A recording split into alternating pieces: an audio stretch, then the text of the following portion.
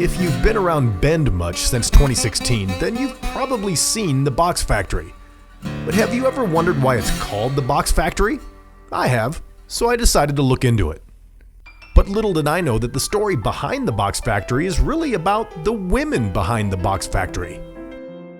It's the turn of the century and pine and juniper scented gold has been struck in Central Oregon. In fact, the Bulletin had been reporting there are billions of board feet of timber ready to be harvested, and so in moves Shevlin Hickson and Brooke Scanlon in the spring of 1916.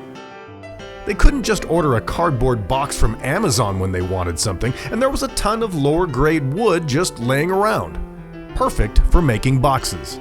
Back then, boxes were used for everything, whether you're doing fruit and veg, soap, cereal, and even by the wartime, ammunition. In 1917, the Brooke Scanlon had to build a whole warehouse to store these wooden shooks so that they could keep producing and keep producing. Right at that same time, Johnny got his gun and headed over there to World War I, leaving a huge gap in the labor market. And so you can't just stop the mill, you can't stop production, you have to find a new workforce. And the 26th of July of that same year, the Bulletin reported Brooke Scanlon hiring women. So before there was Rosie the Riveter, I guess you could say there was Bertha from the Box Factory. And the Box Factory was a pretty darn solid gig. The work was good, it paid well. There's a really great quote the Bulletin did. The work in the factory is clean, and as so much of it requires more intelligence than brawn, a woman can do the work as well as a man. The wages in that line of work is high compared with other employment for women. This was wonderful, and when the war was over and the guys are coming home, Brooke Scanlon kept these women on. In fact, in 1923, they had 50 men and 24 women working at the Box Factory.